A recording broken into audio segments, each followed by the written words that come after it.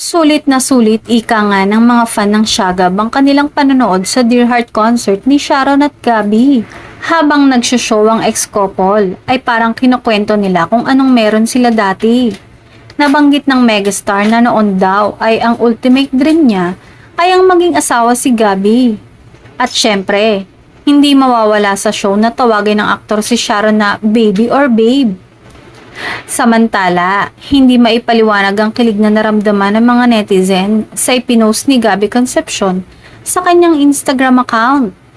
Caption ni Gabby sa kanyang post, "Puso ko."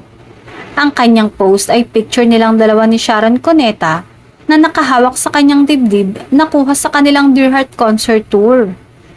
Nagpasalamat naman si Gabby sa mga viewers, audience, supporters, family and friends na nanood ng kanilang concert. At sa November 17 nga ay sa Las Vegas naman ang kanilang susunod na show. Sana nga raw, movie na talaga ang isunod ni na Sharon at Gabby sa Dear Heart concert nila. Alam naman ng mga fans na may ibang mahal na sina Sharon at Gabby. Pero yung nagagawa pa ring magsama ng ex-couple sa show ay malaking bagay na raw para sa kanilang mga fans.